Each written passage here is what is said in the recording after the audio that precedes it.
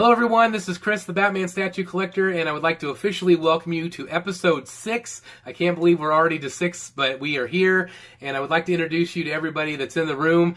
First of all, the Collectro himself, Richard. Evening, morning, afternoon, everyone.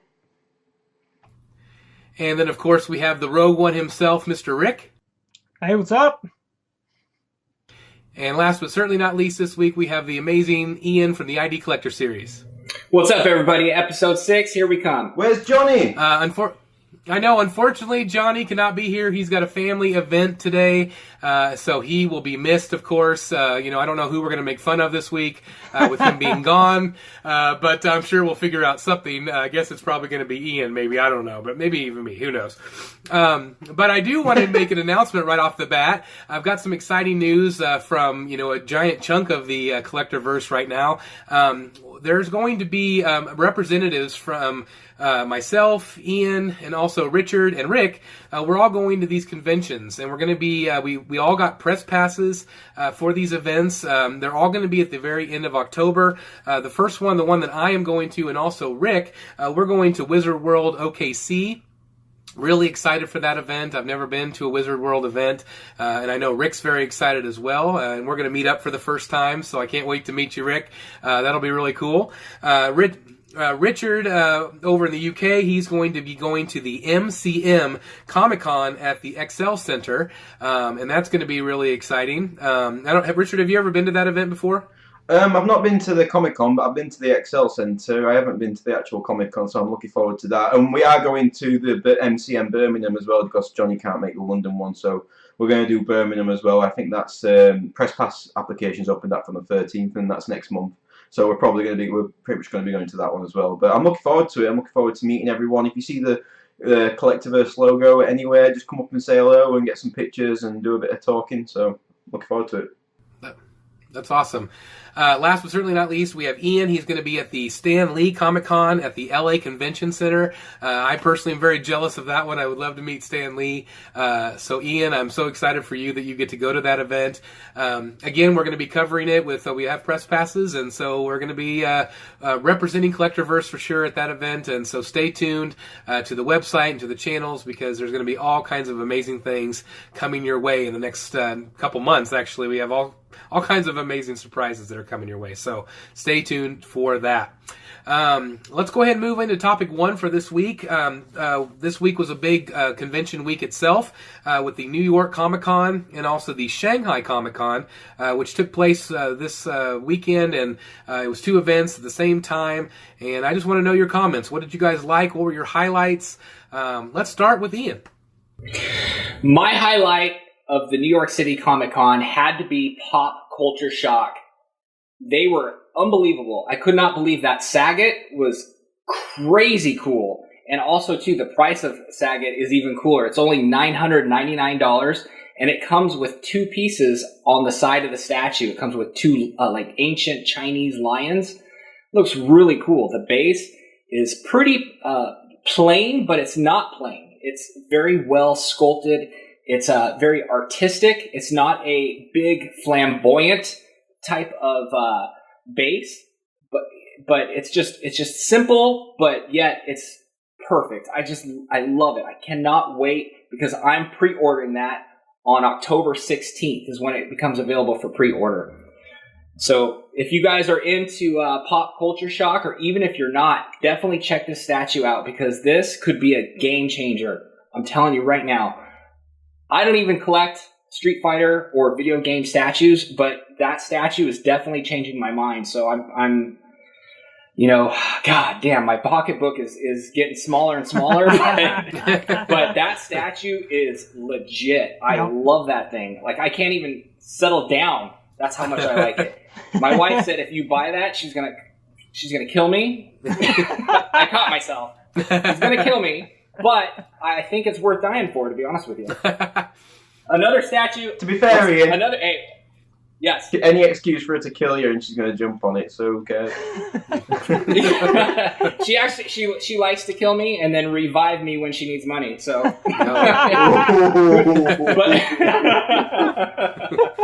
Oh shit! She's giving me the dirtiest look right now. But hey, there's another Pop Culture Shock statue that I want to talk about, and forgive me if I say this wrong because my speech sucks, is Cthulhu. It's that H.P. Lovecraft, and it's the Museum of Madness. $593 for this statue. The base is an ocean base with a lighthouse and a sailing ship that's in distress. I love the statue. As you guys, the people who know me know that I love the ocean. I love to be out on ships. And this speaks to me so much. I wish I could explain to the audience and everybody listening how much this statue speaks to me. I love it. I'm definitely buying both statues as soon as pre-order opens. So what about you, Rick? Yeah, I am 100% in agreement with you about those two statues. They're fantastic. I think that Sagat is like, it's massive. I don't think I've ever seen a third scale statue that tall, but it's because the character's like, he's massive in the Street Fighter game. And I actually have the Akuma already in that line on third, and I have the Chun-Li on pre-order in that same line. So, yeah, I really like those. Those are fantastic. I like the ocean theme of the other one. I can't pronounce the name either, so I ain't even going to try. But actually, my favorite piece, the one that I'm wanting to pre-order, is the Wolverine premium format. That they had shown it unpainted at San Diego Comic-Con, and unpainted, you can't really tell what you're getting. It's kind of like a guess, and that seeing that thing painted, I've been waiting for a Wolverine because I just have not seen a Wolverine that I'm in love with. I've seen a lot of Wolverines, but I haven't seen one that is the right pose, the right look for me personally that I wanted in my collection. I'm a huge Wolverine fan since I was a kid. That's one of my favorite comic book characters. So to see that one and see how well it turned out, I was absolutely blown away by that one. And I'll say there's another one I really, really liked that I will never have in my collection simply because of the way it looks and how provocative it is. My wife would never allow it in the house, but it's the J. Scott Campbell mermaid statue. I love J. Scott Campbell's art anyway, and I actually have an art print over here on the wall somewhere on the other side of J. Scott Campbell. But that one, it's beautiful. It's amazing. Congrats for anybody that can have it. It's just there's too much cleavage showing to be able to have it in my collection to my wife to tolerate it, to be honest with you. But I even showed it to her, and I was like, what do you think about this? And she's like, no. That's a booby lady. So I was like, okay, yeah, booby lady, for sure. As Johnny would say, that's a booby lady. Yeah, it's a booby lady. Exactly. And pretty much those would have been the ones that I thought were the most interesting to me. I'll say this, and the first four figures, we talk about them a lot, okay? Constantly talking about first four figures on the chat because we love those guys. We're buddies with those guys. They're awesome. They went to their first con. This was their very first convention, New York Comic Con, that they actually attended in person. And they did a fantastic job. And that Bowser statue was off the charts. I'm sure probably one of the other guys will probably talk about it too. But they had a great showing, and they're really off to a good start at their first con. So I want to congratulate those guys for all the hard work they put in. And I know it took a lot of money and a lot of time to get all that stuff shipped over there. So congrats, Alex and the team. So I'll turn it over to Richard, see what he has to say. Cheers, mate. Well, I'll talk about Shanghai first because everyone seems to be ignoring it. Okay, Shanghai Comic Con. It was another good showing from XM. We saw him at STGCC, and that's really their main con. But I think it's funny because we kind of dissed that Power Ranger, and we thought it was green. I don't know why we thought it was green, but we thought it was a green Power Ranger on the actual chat, so apologies to XM for that. But it turns out it's the red Power Ranger, and actually, even Johnny was eating his words because that Power Ranger looks pretty good. And after seeing the sort of extortionate price for the base on the PCS one, I think a lot of people who are Power Ranger fans might jump on this XM one if they can get it because it does look really good. I mean, even down to the detail on the actual, I don't know what it's called, the morphing thing, whatever it bloody is, the coin thing that they have. I was never a Power Ranger fan, so I apologise if I've just butchered Power Rangers. Another thing that's a big surprise because a lot of people were kicking off when this came out. Not kicking off, but they were saying, why isn't it purple? Is the white Magneto. A lot of people were really upset that it was white when it first came out, and funnily enough, I've seen quite a few Magneto on Thrones go up for sale in the last couple of days.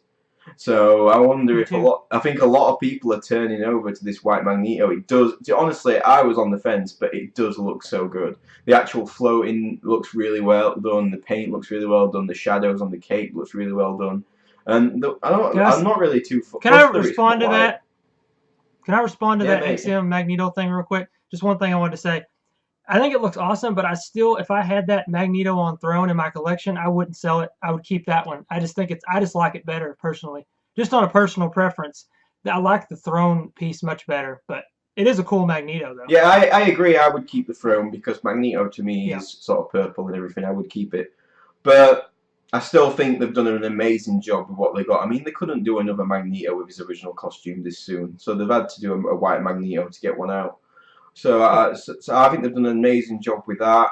Also, the Bane, the Samurai Bane. I'm sure Chris is going to touch on that, but the actual we're going to talk about the Samurai line later. But that Bane looks really good. It looks really good, and I don't even collect DC, but I would have that in my collection. As far as NYCC goes, there's only one winner for this for me, and that's First Figures. I know that I'm probably biased. I probably am, but it was great to see that they were worried that their little stall was like so out of the way. They were saying that they were getting so much traffic, and even IGN stopped by, and Alex was like photobombing IGN's broadcast and everything. He was talking about the Metal Gear Solid statue. It was hilarious. I was loving it. Like IGN was stopping by to talk to First for Figures, and I was loving it. It's weird seeing Chocks without a hat. I'm sorry, I can't handle it. I really can't. Yeah, if he's had, I was looking at him without a hat, and I'm like going, it's just wrong. He needs a hat. Somebody put a fucking hat on him, quick. I was like, quick, put a hat on that man.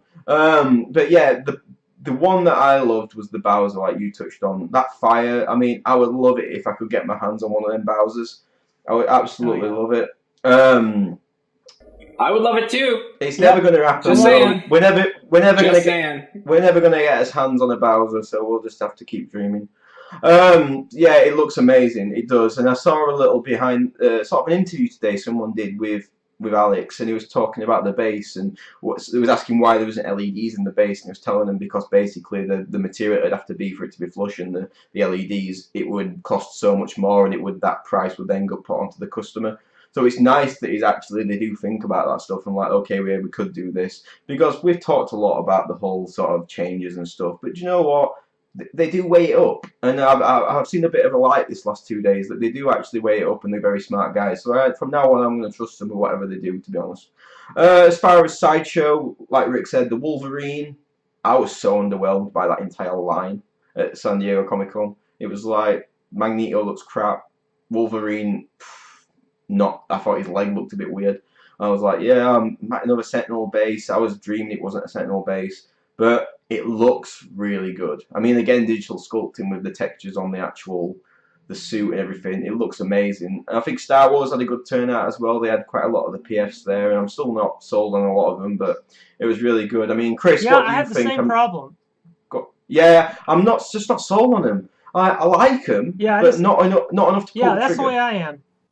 I keep thinking like I'm gonna get one eventually, and I just never do it. I don't know what it is. Maybe it's the face sculpts. I'm not sure, but I'm just not sold yet. What's that Aspen one? Oh my god! Oh god! Don't even you. I don't know where she is, but I want to take her to dinner. Oh man, that thing. I knew one of you guys were gonna start talking about the Aspen. First topic, you guys had to go there. Jesus Christ! It's not. Why even put some over her boobies? Like, why? There's. Well, I'll say this. I thought Slam Dunk Red Sonja was the sexiest PF I've ever seen. This one is the only one I've seen that rivals it. I mean, it is. My gosh. To be fair, they can both ruin my life. I'm not bothered either one. They can both ruin my life. I'm happy. It's fine. That's what I'm thinking. Yeah, it's like I'm fine with both of them. I'll take both of them. You know? Hey, what did Carlito say when you were on Immortalized with Stone? He said, "Hey, take 2 statues and see which one the stripper dances around." Take both of those. And be like, God damn, those statues might put the stripper to shame, even though I sound like a real pervert saying that. But anyway, I tell you what. Truth. we need to get that guy on this show. Carlito, if you're watching, I know that we had a bit of banter on the show, and I think you owe me one. So come on the show and get your revenge. Come and get your revenge on the TV show. I am now coaxing you out of the Immortalized in Stone to come on the TV show. Let's bring it. Let's give the people what they want. Let's have round 2. Let's do it. We can have a Superman topic for that day for him. No, we're not going that far. Hold that crap. What does Chris think? We got to get back to Chris, yo. Yeah, Chris, tell us I what agree you with think, mate. so many. Yeah. Well, I agree with so many of you guys. There was a lot of great pieces at both events. I guess I was a little bit underwhelmed with Shanghai, I guess. Probably more so because I'm looking forward to all the Batman pieces in December from Prime 1. Yep. So that, to me, that's where my mind is right now. I did really appreciate that Bane. Like you said, Richard, whenever I saw it unpainted, I thought it looked pretty underwhelming. I didn't like it at all, but seeing it painted, I can see where a lot of people are really going to like it because it does look so much better. It's amazing how different paint techniques can make something look so much better than you ever think it's going to when we just see it with that white polystone look. Same with Magneto. I was impressed with that one as well. I didn't really think I would like that because, anything's better than that Sideshow one. I just think that Sideshow one we saw was probably the worst thing I've ever seen. Wait, which Sideshow one? Which one? The Sideshow Magneto, the new one. Yeah, it's just terrible. I thought you meant Legendary Scale, but that's another topic. Oh, that's as bad or worse, possibly. But anyway, so that really Bane is the only one that really stood out to me at Shanghai. But moving over to New York, I had 3 on my list, and they're very similar to Rick's. The first one on my list was Wolverine. When I saw that at San Diego Comic-Con, again, I just thought it looked awful. I thought, man, this line is going to be just a giant stinker. But, man, I was really impressed with how good that Wolverine looks. He reminds me of the Legendary Scale one that they have, kind of that same type of look. But I know a lot of people are really going to love that in their collection because I think he turned out really well. The second one on my list was Bowser, just like you guys all said. Just really blown away with how cool that is. I've always loved Bowser since I was a kid. Playing Mario all the time, and I just does anybody know, does that fire come out of his mouth? Yeah, it does. Can it be separated? Yeah, you can actually take the fire out, and there's like a tongue you can place in there magnetically to replace it. So it's 2 options. Yeah, it's pretty awesome. And I really like the fire effect, how it's not just a light up, it actually glows like fire does. I thought that was really neat. Yep. Just a neat touch. I know a lot of people are going to love that one in their collection, and I know each one of us really want that in our collection as well. Yeah. It's just massive, and it looks so cool. I think we all need to have one. I think it's solidarity here. That's right. That's right. The last but not least on my list, and I was really surprised that this was my favorite one, but it was the J. Scott Campbell Little Mermaid. I'm a big Disney fan, and I was a little hesitant to show this to my wife, but I showed her, and I was really surprised that she liked it. Nice. She thought it was. She did. She thought it was really cool, and we had a conversation about would it be appropriate to have in the house, and I think she was kind of like maybe. We have some space down here in the basement with some Disney stuff, and she really liked the art direction of all of it, and cool. I was just real surprised that she liked it. So I might get that piece. I don't know. I know. Wow. Cool. Wow. I know. I'm surprised, but I'm so happy if you get that one, are you going to get all 12 of them? Because he's doing every single month off that calendar. I don't know. I can see you guys can't see this up above me, but I have all these bookshelves up in this office down here, and I could see 2 or 3 of them. just kind of pick and choose. We both like Little Mermaid quite a bit, so I think that statue is unbelievably hot. Yeah. Sorry, man. But I was shocked that she liked it too. So we might have it. We'll see. But that was probably my favorite of the show. I just thought it was really well done. Can I give one shout out to a company that we haven't talked about much on the show, but I think that we need to start talking about more, is EFX. Did you guys see their booth? Yeah. They got nice stuff. Yeah. that Millennium Falcon, unbelievable. And I've seen that before in person. One of my best friends, James Morja, I hope you're watching, buddy. James Morja, he collects all the EFX helmets from Star Wars. The quality is excellent. Excellent quality, but he does have problems because they keep pushing back the release dates for those helmets. Yeah, They just had the Captain Phasma that was released. They also have the pewter Darth Vader color. So I really like the stuff. I want to collect the Star Wars helmets. I think it'd go good with the collection. But EFX, guys, check them out. Yeah, I want to respond to that real quick. Big... Go ahead, Chris. Yeah, I was just going to say I wanted to respond to that and say that they have I believe they have a Star-Lord helmet too from Guardians, and that's my favorite of the bunch. I think that looks fantastic. You mentioned the Millennium Falcon. Was that the one that had like the big diorama with a Millennium Falcon flying out? Yes. Well, it's not flying out. It's just the Millennium Falcon model right there. But if you go to their website, the EFX website, they show a production line of all the Millennium Falcons lined up, and there's like 500 of them. It looks really cool. That's neat. Yeah, it's definitely cool. I think it's somewhere around $500, but it lights up. There's lights that are on the inside. You can see them in the cockpit. Really fabulous work. I really like them a lot. That's awesome. Well, I appreciate that because I hadn't really heard of their company, so I appreciate the information. If you guys are watching this, go check them out and see what stuff you like out there, especially if you're a Star Wars fan. Yeah. Also, too, real quick, I'm sorry to interrupt you, Chris, but they have a Green Ranger helmet as well that they released at New York City Comic Con as well. Nice. So that's awesome. That's cool. All right, I'm done. Well, all right. Well, let's go ahead and move on. I think we discussed the cons enough. Let's go ahead and move on to topic number 2, and that is going to be the Curse of the Dead line by Sideshow Collectibles. What do we think of this line? Let's start out let's do Richard this time. I think it's called Court of the Dead, but yeah, you can do what you want. Curse of the Dead. Did I say Curse of the Dead? Yeah, you said... Hey, it's getting close to Halloween, so I'm thinking the Curse of the Dead. Ooh, the curse. Let me try that again. The Court of the Dead. Oh, Jesus Christ. Can you be cursed if you're already dead? I don't know. Someone had to do it. Come on, it's bound to be me. I did a bit. I've not been familiar with Court of the Dead. I remember San Diego Comic Con. They released about 20 pieces. It felt like of new Court of the Dead stuff, and I've always been a big admirer of it. But I've never.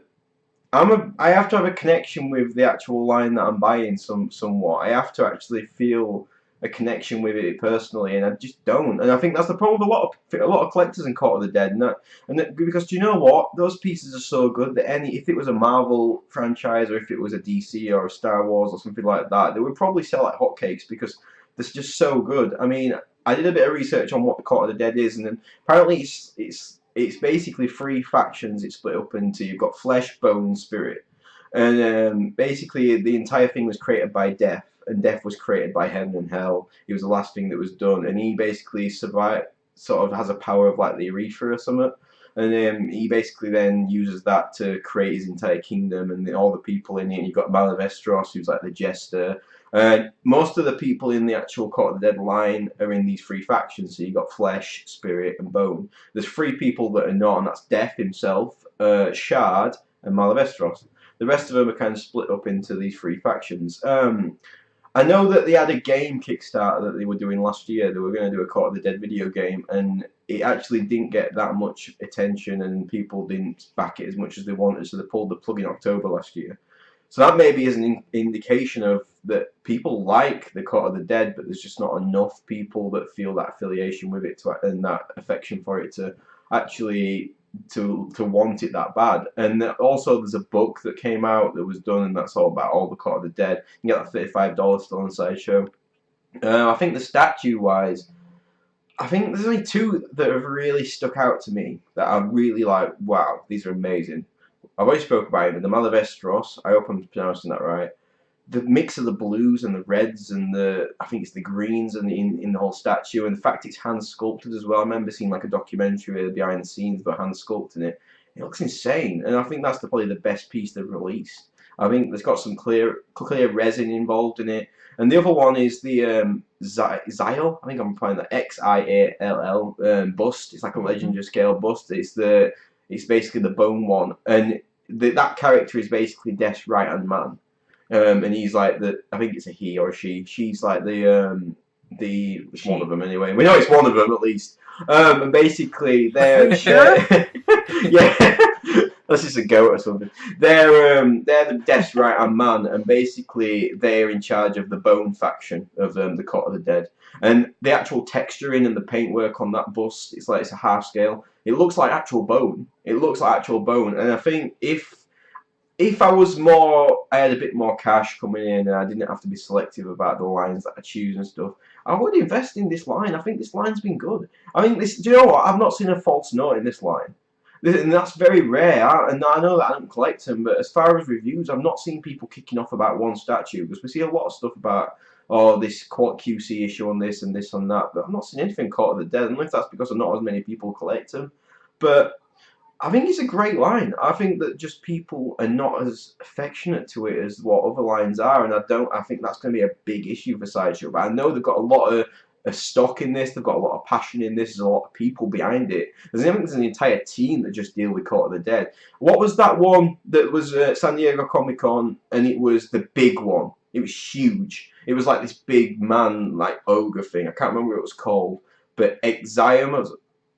Yeah, was that the Reaper? I'm not sure. No, it was something Eam or something. It was massive. It was on Sideshow Live once, and that was like ridiculously insane. That's the champion of the Flesh faction. Is he? All right. Well, yeah. I mean, Cleopsis. A good one is Cleopsis. She's got a lot of Egyptian heritage in it. You can see from the face mask. She's got snakes and stuff like that.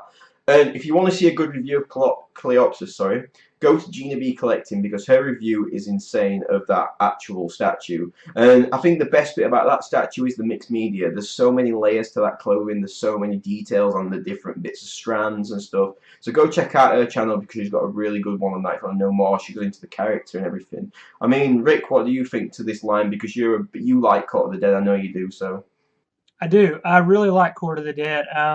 I initially, when I first heard about it, I liked the Shard premium format, and I almost pre-ordered it earlier on when it was first up for pre-order. But I didn't, only because basically the same thing you were talking about. There's nostalgic pieces that I was wanting to get first, and I got a few of those that I was wanting to get, and then I decided I'm going to pick up the Shard, and I did. I actually have it in my collection right now. I really like the character of Shard. That's why I picked her first. I love the idea of a mortal coming down into the realm of the dead, and kind of like she's the only one that's like a living, breathing, like hasn't died yet kind of person. She's just, she just came down there, and she's like kind of like a Knight Templar type character. I love the way she was sort of posed in the sword, so I picked her up, and I absolutely love it. I think Court of the Dead has a really cool art style that, it kind of speaks to me personally. I don't necessarily have to have all nostalgic pieces. I'm good with just, I like the art, I like the story, and just picking them up. The only reason I haven't gotten more of them yet is because all the ones that I want aren't up for pre-order yet. And they're the ones they showed at San Diego Comic-Con. They showed tons of pieces that I was interested in. It's just they have not put any up for pre-order since then. Except for the legendary scale bust. And they also have life-size like replicas coming out, like the mask of Death's mask, and they've got the crowns, and then they've got obviously a life-size figure, which is, most people out of their price range. But they have all this stuff that's in sort of behind the scenes they're finishing up, but it's not out yet. And I think there might be some hesitation on their part on how to release them, because I don't know if you've noticed, if anybody's been on the site much paying attention, but the Court of the Dead pieces don't sell out very fast. You'll notice that there's exclusives still available for almost all the pieces up for pre-order right now, and they just don't seem to be going anywhere very fast. And I think Richard's onto something. I think there's sort of they're beautiful, and if you're okay with not being connected to the character, they're great pieces of art to have. And if you like the sort of dark fantasy style, which is what I kind of like, they're great. And I picked up a little quarter scale mask replica that I put with my Shard. It was like $50. I did a little unboxing of it.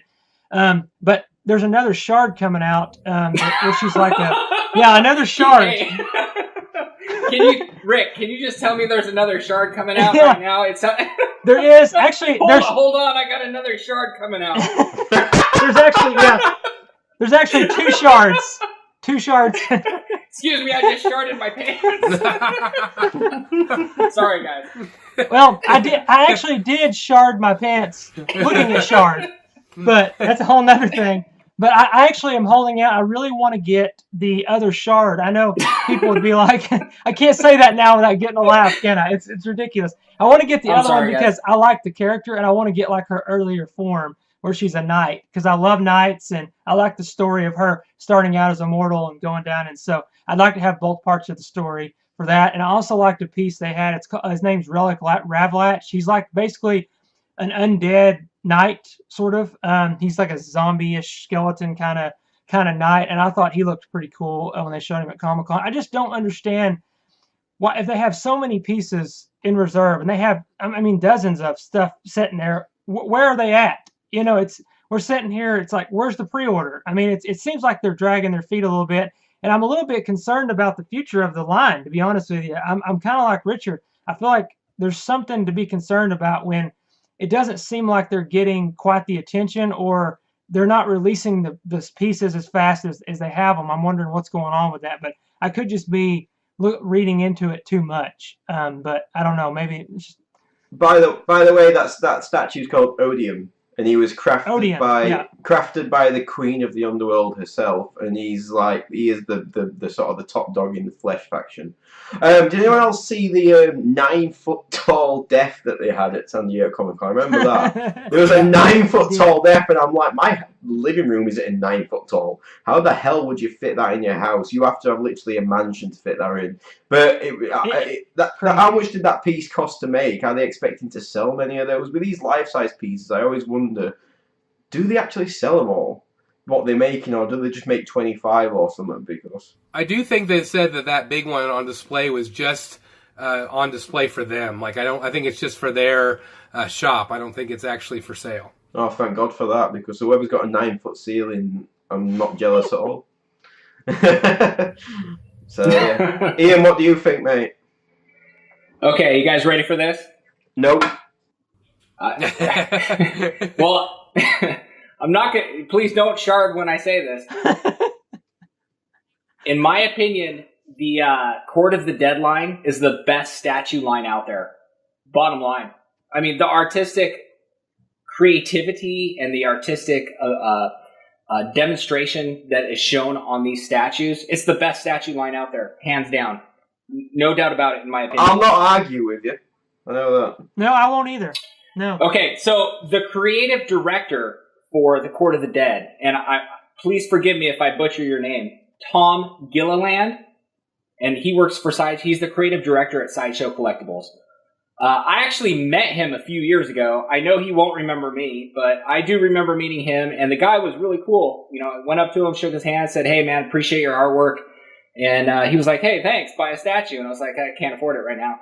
But the statues for the Court of the Dead, I've had 3 in my cart for about 2 months now. And I just can't pull the trigger on it because I don't have a connection with the characters. I just don't.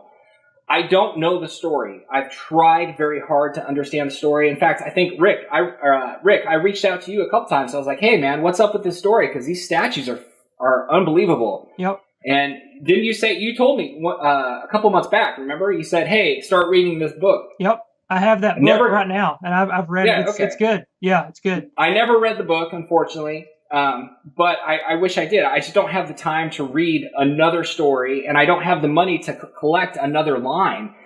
These statues are so badass. I mean, they're so cool. I wish...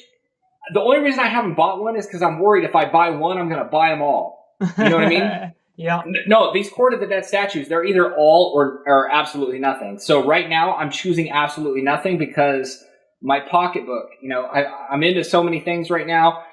But I will tell you this. My favorite statue ever, all time, is the Death Siren. The one where it's like half her body's underwater, half... Yep. It's my favorite statue of all time. All time. Love it. And I can't find it for anywhere for under $1,000. Yeah, that's right. I probably would trade half my collection for that statue. That's how much I love it. So the first statues that were introduced by Sideshow Collectibles for the Court of the Dead, there was 3 of them at San Diego Comic-Con a few years back. I can't remember the exact years.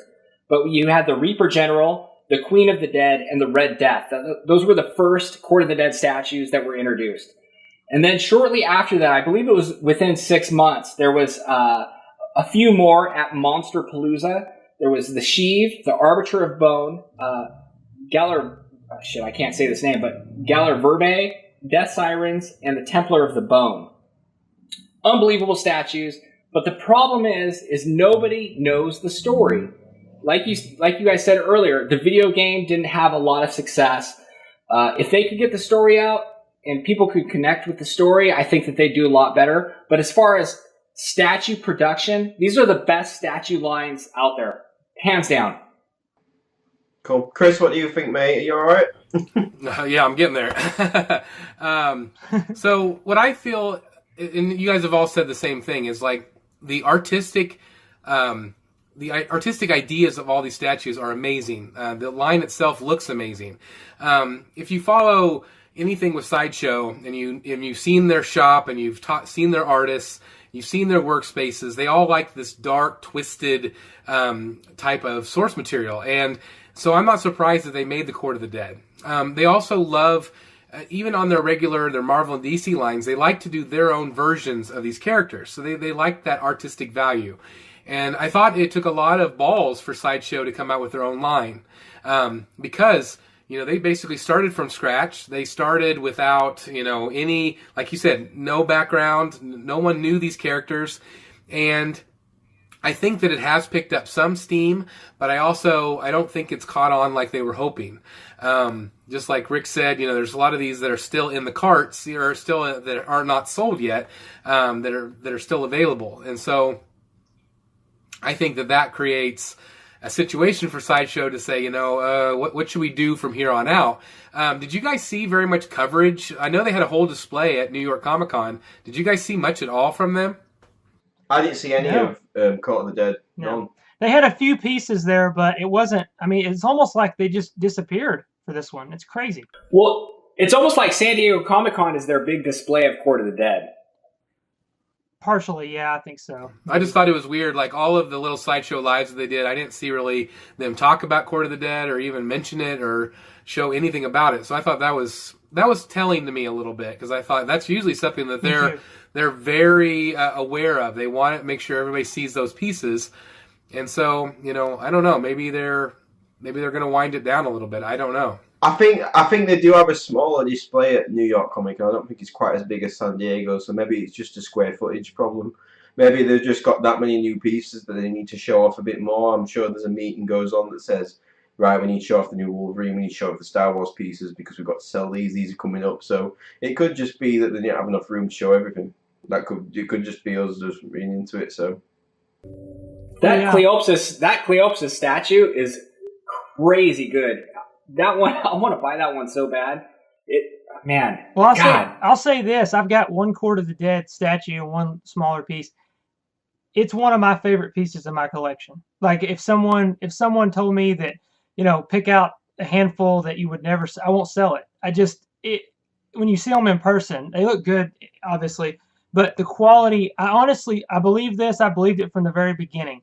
I think the quality of the statues of Court of the Dead, if you put them side by side with another Sideshow piece, they're better. And I think there's a reason for that. I think they are looking at profit. They're looking at licenses, right? So you see, they don't have to buy the license for Court of the Dead. They don't owe any money to anybody. It's their own license. So I know enough from retail to know if you own the product, like if you own the license to a product in your store, you will push those products above all other because your profit margin is higher, right? So I've noticed that Court of the Dead, they spend more time on them. It's like they know that they're theirs, obviously, and they know they make more money, and they're trying to push them. And you even heard them say it at San Diego, we are going to push this line full force. They've talked about books. They've talked about everything. I just feel like my premium format quality of my shard is better than most of my other premium formats as far as paint and just overall quality. So I think it's really just people don't want to pick a piece that they're not connected to. I think it's as simple as that. The quality's there. They're high quality statues. It's just not there. Not enough interest, I guess, right now. It's crazy. Best quality in the business, if you ask me. Yeah, they're great. The paint apps are phenomenal. The sculpts, all the mixed media, it's off the charts. I'm telling you. Like when you get one in hand, it's like, wow, they really went all out. But what are you going to do? I mean, people don't know that until they buy them. You know, you see pictures of them online, and you don't know. I mean, but then you're comparing it to like a Batman or something or Superman. It's like most people are going to buy the Batman and they're going to buy the Superman. It's just the way it is. The Wolverine. I mean, nostalgia. You know. Well, I guess really it comes down to, you know, in the span of time, will we look back and say, you know, all these pieces were amazing and there were connections to them, but, you know, I just don't know if we see that. I don't know if we're going to see that from Sideshow or not, or if they continue it going. You know, they have to make money on these pieces too, and if they're not, then they have to look at it and say, maybe we need to move on. I don't know.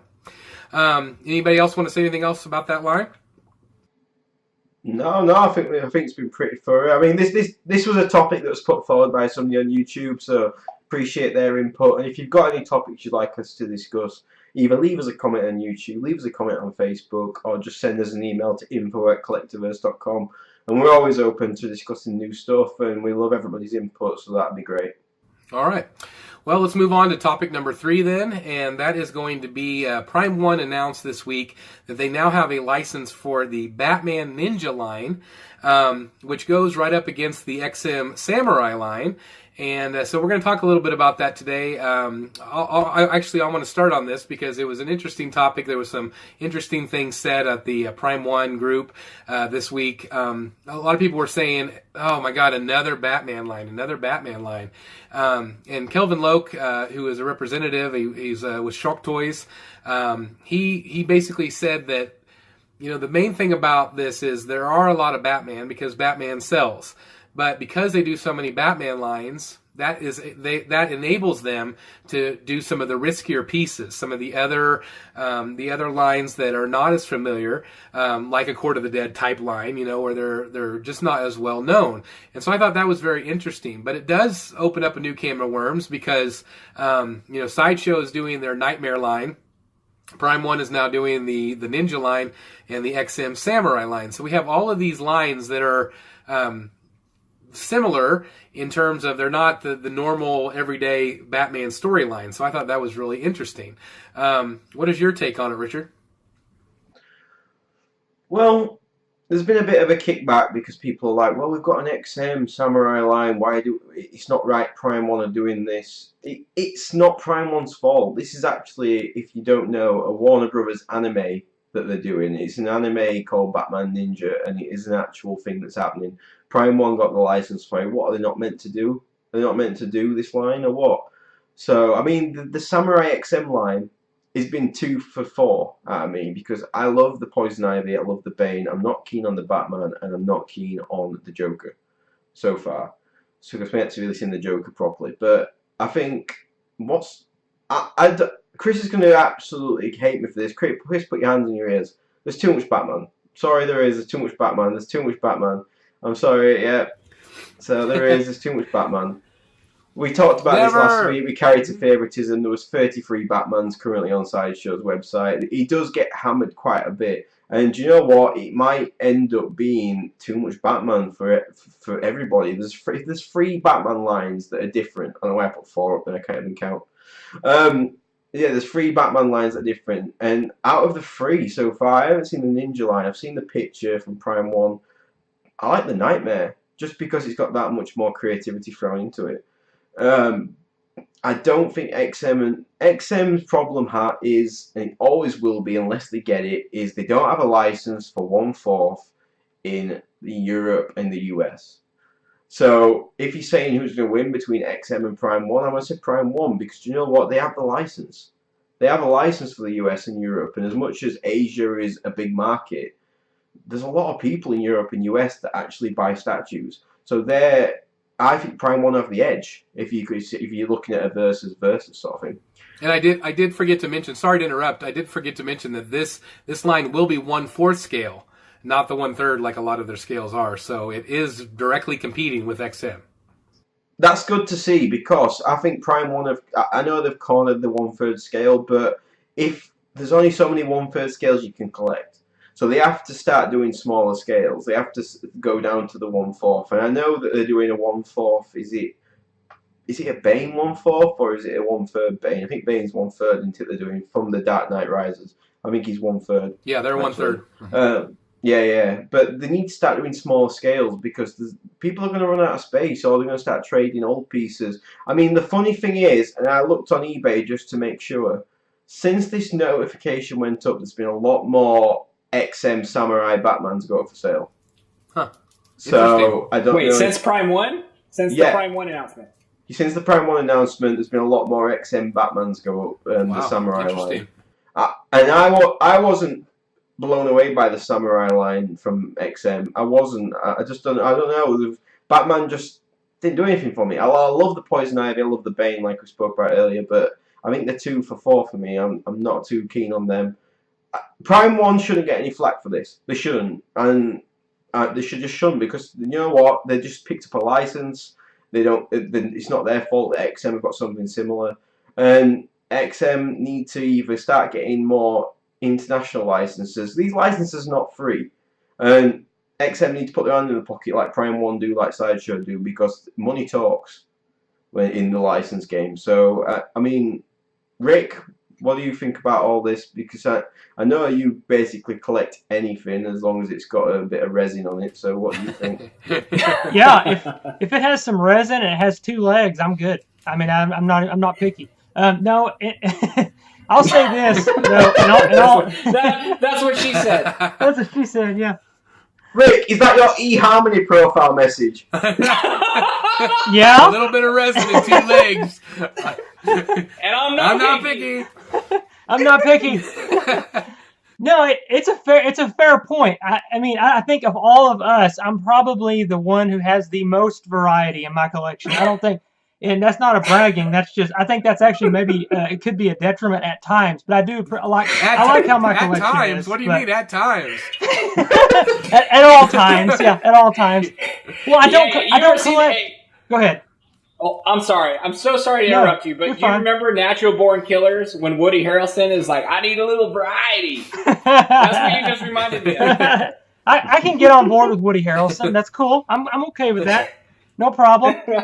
I say I don't collect lines, as you probably can see. I pick things I like out of lines and I buy them. But I'll say this is with all sincerity, and this may upset a couple people. Big surprise, I might piss somebody off today. I will say this. Sorry to all you XM lovers out there, but if Prime 1 continues to make quarter scale pieces, I will never buy anything else but Prime 1 again. That's a vow I'm making. And I'm going to tell you why. I have both, and I spend a lot of time looking at my collection. Chris is probably going to agree with me 100% on this. This is an easy one. I spend a lot of time looking at my collection until I got a Prime 1 piece in my collection. I got a quarter scale piece. Until I got one in my collection, XM was my favorite pieces. And then I got a Prime 1 piece. And I'm telling you, if you don't have one in person, there is a difference. As great as XM is, there is something about the way Prime 1 does their skin textures and like the translucent and just the way they make them. I don't know what it is, but I've taken other people who don't know anything about statues, and they will gravitate toward my Prime 1 piece every time, as far as which one that draws their eye. Now, that may piss a lot of people off who are Sideshow fans and XM, but Prime 1 is killing it right now. And the fact that they're making more quarter scales, I think XM is pretty much screwed, especially if they start making more Marvel quarter scales, which they have some Marvel licenses, which I don't know exactly how deep all that runs, but I know that they're getting the 3rd scale quality that we're seeing from the Batman lines into the quarter scale. The quarter scale pieces are as good as the 3rd scale. They're just smaller. And the way they're getting the details in, if I look at my turtle over there, it has more details on it than any piece I own. It's just absolutely absurd. I can't stop looking at the thing because it's almost like, you know, my eyes were open. It's like I was traveling on the road to Damascus and the light came down from heaven and I was blinded, just like, you know, Paul in the Bible. I'm not kidding. Like, oh, yeah, exactly. It was just like that. And I'm dead serious. Like, that's how I feel. Rick, well, but wasn't you be in the manger with your mum, Mary and Joseph? Well, I'll say this: I get asked all the time to get to play Jesus in people's Christmas programs, so constantly. So there you go. For all you Jesus people out there, I'm on it. But I'm dead I don't serious. understand that. I don't know why they would think Why would they think that? It's crazy. It's so weird. I just don't know why either. It's weird. It's weird. So I actually made a decision that I'm pretty much buying. Wait! You made a decision? Yeah, I did. I made a decision. I'm dumbfounded. He made a decision finally. I made a decision. Wait a minute. Wait 3 seconds. No, change it again. No, change it again. It changed. No, I actually made a decision. Like when I go on Sideshow now to look for statues, I go Prime 1 every time now. And I pretty much like only Sideshow if I have to. And they're probably going to get pissed at me saying that. But in all honesty, that's how I feel. And I think this new Batman line, because it's quarter scale and because of all the quarter scale stuff they're making, it allows people to come in that were not wanting the third scales.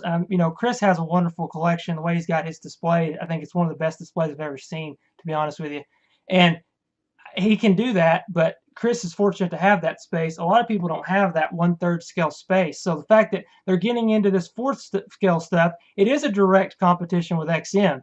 It's what it is. I mean, this particular line is clearly, even though they said they got the anime and all that kind of stuff, it's still a direct. It's. I mean, in the Asian markets, it's for sure direct, and then in the American markets, it's a little bit different. But I do feel like I think Prime 1 is making such amazing stuff right now that they can keep making Batmans all day long and people will buy them. It's never going to stop people. I mean, Batman's a popular character. If people are buying them, you see how fast Prime 1 stuff sells out. It's absolutely ridiculous. So, somebody typing over there?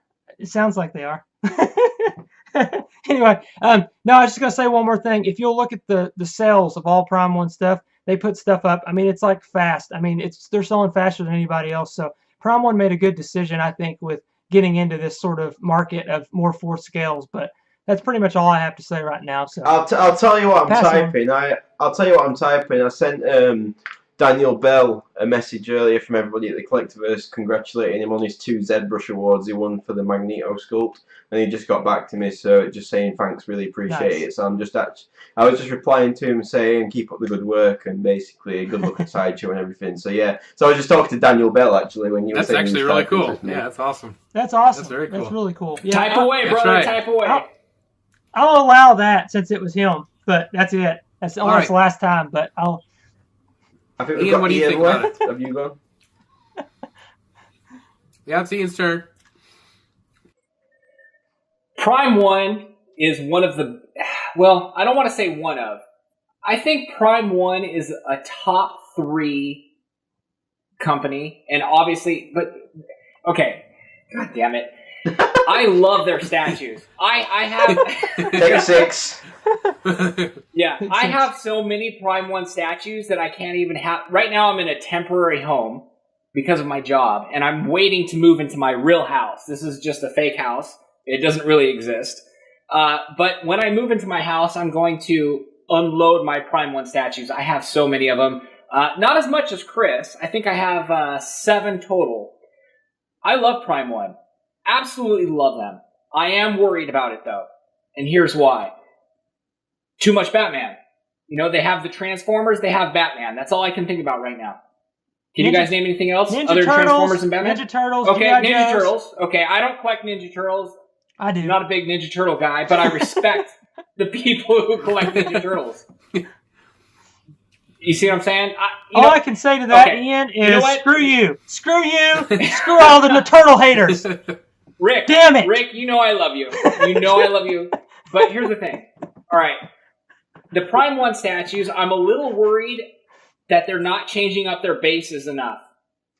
A lot of their bases are very similar. For example, you have the Batman Noel, and you have the Deathstroke. Almost the same exact base. Right, Chris? Well, I mean, to be honest, that was meant to be together because it's a companion piece. So they did want those bases to be the same. Okay, but now you have the Batman Origins coming out with the Deathstroke mask. Is that supposed to be matched up? I would assume, yeah. Okay, so now cool. I have a dilemma because I have the Noel and I have the Batman Origins on order. So what do? Which Batman do I put with the Deathstroke? That's a good point. Yeah. I love Prime 1. the Prime 1, unbelievable. And you know what? I will go to the grave with my Prime 1 statues. That's how much I love them. Hands down. Great statues, great quality. I never have any quality control problems with Prime 1. Every time I have a Prime 1 displayed in my house and I have company over, Rick, you're right. They gravitate to the Prime 1. A, because it's so big, and B, because it looks great. You know what? I judge a statue and the quality of the statue based off what my sister thinks. Sometimes. Whenever hear me out. When my sister comes over to the house, she hates statues. My sister's like, dude, what the hell are you doing? Take care of your family. Stop buying statues. But when my sister comes over and she says, God damn, that's freaking cool. She's done that twice. She's done that with Batman Noel, and she's done that with the Frank Miller Batman. So I know that is a cool statue. I mean, other than my own thoughts. Prime 1.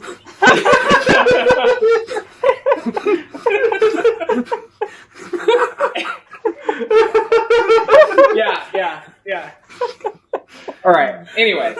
By the way, Ian, I am now putting on the website reviews. Basically, that rating system is now becoming the system meter, and I'm putting like 1 to 5. Yes. Anyways. Okay, last episode I was hungover. This episode I'm buzzed. Cheers, guys. Cheers. No, Prime 1, unbelievable, man. John Pham, you are killing it. I don't even care what happened with that Wonder Woman. I don't care. I don't care what. I need to ban drinking on the CV show. Oh my gosh. I don't care what happened with the horse. I don't care what happened with the horse. You're all right in my book. You just said John Pham, I don't care what happened with the horse. If there's any casuals out there, oh my God. he means Wonder Woman, of course. I hope he's watching. If there's any casuals that are not in the community, there was something that happened with John Pham and the horse. It was the Wonder He's Woman. like, Ian's like, I don't care about that horse shit. I think he just sharted in his pants again. Poor John Pham. John Pham's going to be watching like, what the hell, guys? I don't think John Pham watches this shit. Come on. Why do you think I said all that Prime 1 stuff? My gosh. Hey, whatever, dude. One night... I can't wait till next Tuesday or something when there's a fucking article on Statue Forum, John Pham loves horses or something. Hey, one night with a horse doesn't ruin it, man. It's just one night. Yeah, you can always get those teeth fixed, it's fine. Hey, Jesus Christ. In all reality, I know I messed up. And hey, the collector birds were not perfect. John Pham, hold on, time out. Richard, quiet. Hey, Prime 1, I'm sorry I messed up my words. John Pham, you're amazing, man. I love your work. I really appreciate you, man. I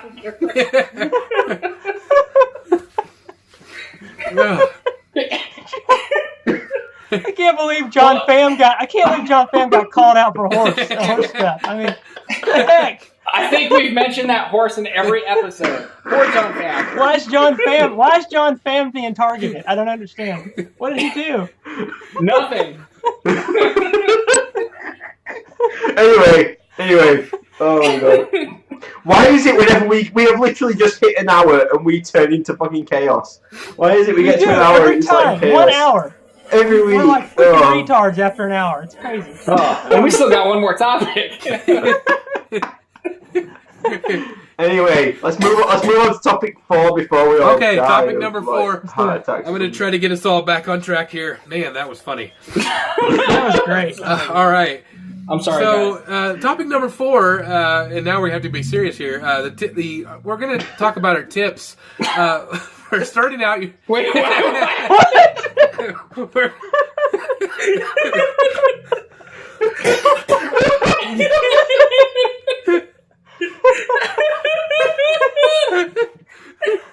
Oh, shit. I'm having a hard time. Oh, Lord. Fuck. I got it. Okay, regroup. Oh my god. According to Chris, we gotta talk about our tips. Piece of that again, Chris, please. Where's Johnny when you need him? Oh my lord. Oh shit, I just put my camera. Oh gosh. Oh, it hurts. It hurts. Go on, Chris. There you go. Oh. Okay. All right, now we're back. All right. I wonder how much editing he's going to have to do this week. Too much. Too much. That's right. Love you guys. Right back. Okay, I'm going to try that again. All right. So now we're ready for topic number 4, and that is going to be tips for starting your own YouTube channel. and also how to stand out.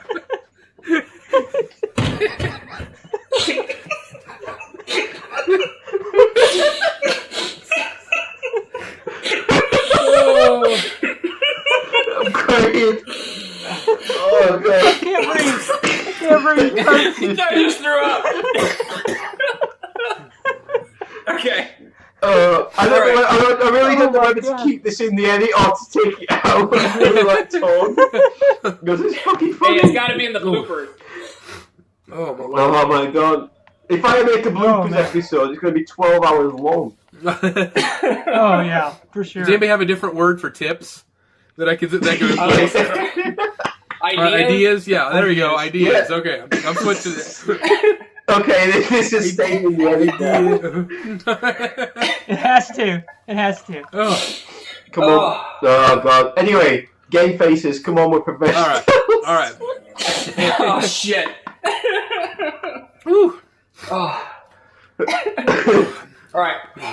We're professionals. Right. We're professionals. Right. We're professionals. I'm professional. Take another shot of whiskey, Ian. Sorry, guys. Yeah, Ian, you're not pissed enough. Shut up, Richard. All right, let's go. All right, everybody, we're ready for topic number 4, and that is going to be ideas for starting out your own YouTube channel on collecting and how to stand out. We all have had experience with a channel, some of us more than others, but we all have some advice to give if you're interested in starting a channel. And so I'm going to go ahead and pass it over to Rick first, and we'll see what he has to say about starting a YouTube channel. Yeah, I'm relatively new to YouTube. Don't have that many videos yet. Hope to have many more if I can ever sit down long enough to do one and calm down. But I do think what I find to be pretty important is too many times we have people that go do reviews and unboxings and whatnot, and they try to, I guess you could say that they're a little too nice. I like to see a little bit of honesty with the reviews, with discussions. I think we do a pretty good job of trying to be honest and neutral on this show, but I think when you're talking about reviewing a piece, I don't like to turn onto a channel and see people basically praising a piece and not looking at the flaws and not being honest about what they see. And the reason why I think that's important is because just the other day, a guy messaged me and said he bought his Court of the Dead quarter scale death mask because of my unboxing. I was the only person on YouTube that had Nice. And he saw it and liked it.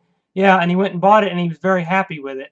So, you know, I think if people get a chance to see an honest critique of a piece, they'll know whether they want to get it or not. And I think I was watching Chris's the other day, his croc, and he was very fair, honest about the seam that was going on and how to display it and let people know, hey, this is a real thing, and that you got to be careful when you display it because it's going to have a seam, nasty seam down the neck. But he was, you know, talking about how the rest of the piece is great, and most people have said the same thing after they've bought. I'm sure Chris helped sell a few of those pieces as well, and they're good pieces. And I think people want to hear the truth. They don't want to hear somebody tell them what they want to hear or try to cater to a company. They want to hear what's actually going on with the piece.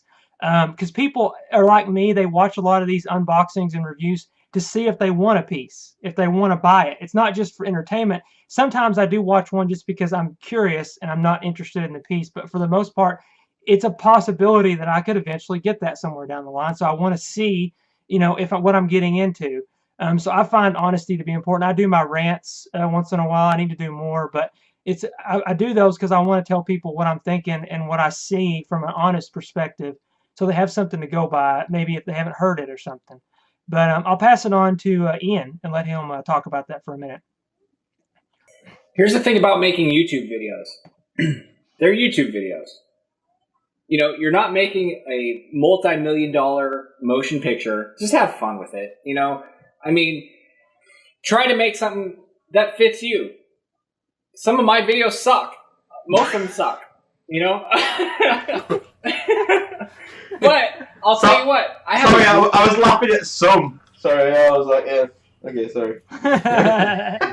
Okay, well, all of them suck. But here's the bottom line, is that somebody will watch it because they suck. I mean, look, just don't take yourself too seriously. You're on freaking YouTube, all right? You're not, like, on Warner Brothers. You're not, you know, there's not people buying a ticket to come see you film your stuff. You know, just have fun with it. You know, I've got a troll that follows me around. His name is Raw Tony, and I think he's actually followed me to the Collectiverse. This guy's all over me. I don't know. Maybe he likes me. I don't know. But really strange. Yeah, so Ian, you're gonna get some.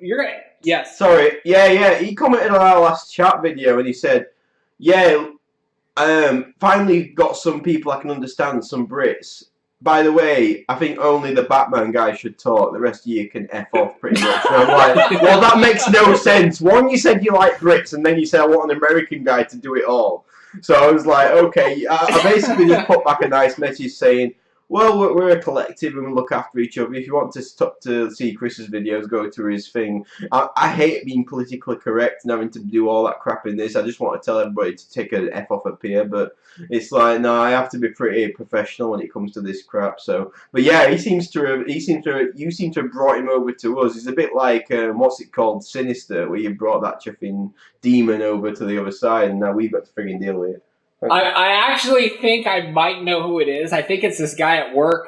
He's actually a good friend of mine. I think he's just harassing me. But he won't confess, and I swear to God I'm going to punch him in the face if he doesn't. But he commented...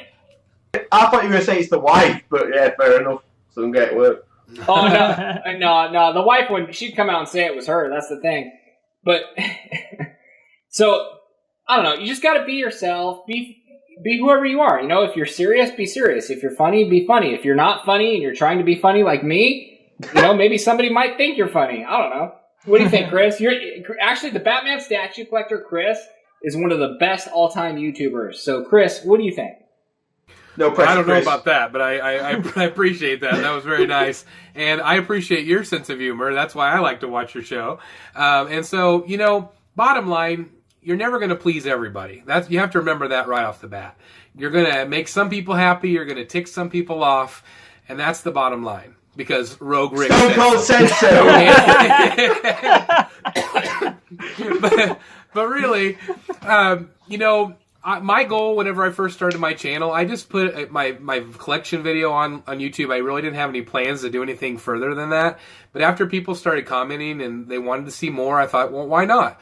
And so I just started putting content out there. And my goal is simply to try to be better each time I do it, to get better. Now, you're not going to get better, you know, overnight. It's going to take time. And you just have to have other people believe in you, too. I think that's important to have, you know, take the comments and read them and listen to them, whether they're positive or negative, and try to grow from that. I always try to be current. I always want to make sure my material that I'm putting out is you know, not 5 years ago stuff, that it's actually stuff that's pretty recent. Also, I've learned that to get more attention for your channel is to make sure you do like thumbnails and graphics, because people like visuals much more than just like clickable links. I think sometimes, especially on Facebook, because the clickable links are really small thumbnails, and so I don't think they stand out as much. I think that's helped me. And I think more than anything is you have to be yourself. Don't be somebody you're not, because people will see right through that, and they'll think, man, this guy's a phony. You know, for whatever reason, this is something he's trying to project. But to me, being yourself is the most important key. Ian, did you have something to say about that? I just, real quick, I want to say that Chris, the Batman statue collector, you know what? I put up a first video at work, and it was god awful, like terrible. And I asked Chris, I was like, hey, man, I watch your videos. What do you think? And he was so, you know what? You were so nice. You were like, you know what? It's good, you know, but it wasn't. It sucked. But you kept with me, man. I really appreciate you. And I will forever remember that. So thank you. Well, thank you very much. I appreciate that too. And shall me and Rick step out now so you two can have a bit of a moment, or what? You know? Having a moment. Mm-hmm. What do you think about it, Richard? Well, I'm a design guy, as probably everybody's been beaten over the head by over the last couple of episodes. So I believe in... It's sad because a channel and designs is as vain as actual society is. So people see a channel either through they haven't got enough subs, or they've got a shoddy image, or they've got a shoddy logo, or what, and they kind of see that as you've got shoddy content. It is. They kind of define your channel by, okay, they've got a crap logo, they've put no effort into the YouTube banner, they've got, you know what I mean, they've put no effort into the thumbnails, so they've obviously got crap content. You can have the best videos in the world, but if you look like crap, people are not going to click on it, and that's sad. It is sad, but it's a fact of life, because people see beauty and put good design as, okay, this person obviously is somebody I should pay attention to. Ian, that's why you never get anywhere in life, it's fine. You're probably right, but hey. So anyway, I did your logo, so shut up. So you're fine. You did do my logo. Yes, you did. I did, and I'm still waiting on payment. Anyway, yeah, make Hey, here's your payment, fucker. all I can say is make sure you get a logo done, make sure you get a decent profile pic and a decent header done. Do you know what? You're only as good as what you look like. This morning, I talked to John. I meant in the channel, you asshole. You sure are pretty. I was about to say, man, you saying that hit home, man. That hit home. Hey, look at Richard's arms up on the couch. you're only as good as what you look like. Hey, I'm channeling my best. I'm channeling my best Tony Montana right now. Give me a break. Come on, look.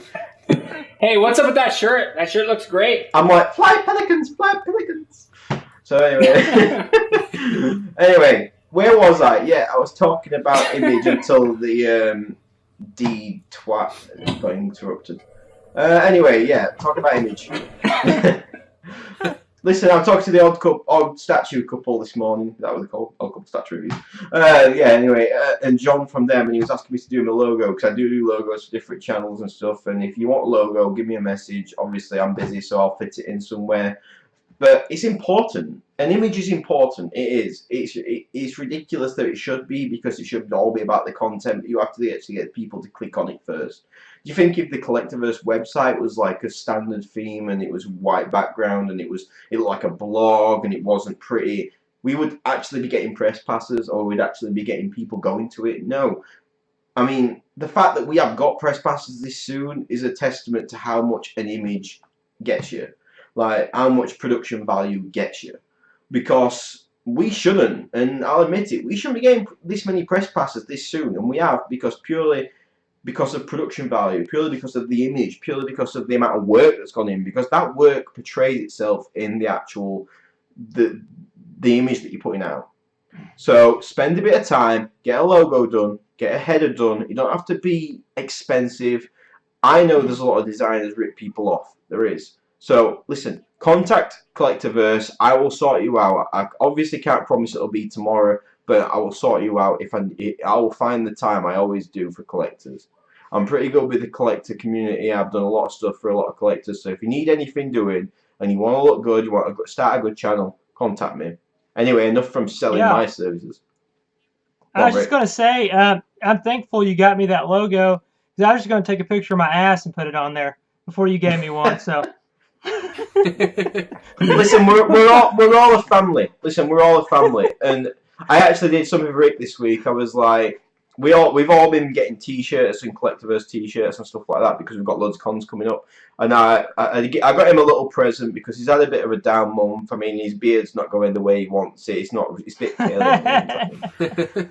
So I got him a Road Collector T-shirt, which should be with him for hopefully the next episode. You'll get to see that. So I got him a large because since his boob job is kind of a bit, he's a bit like funny about all that stuff. So listen, just think about it. Put some effort into production value.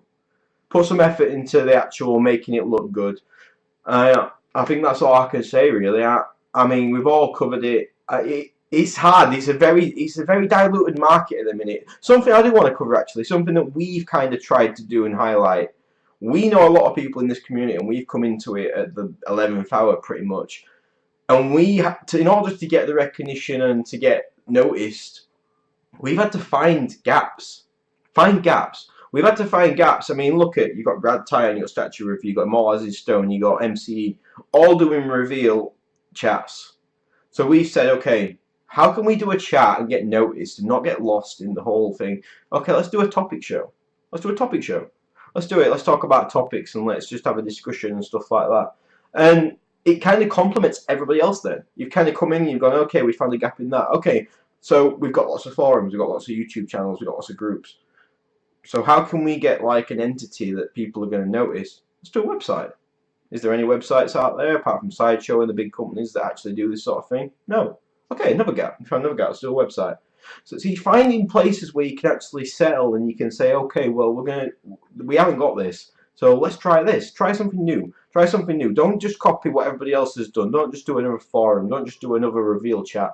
There's got to be something out there that you can do that will basically get you recognition, and you can then fill that gap so that everybody's got something for everyone. Because, go on, Ian, what you want to speak? I was just going to say, what you said with consistency, I think, is very important. Yeah, because do you know what?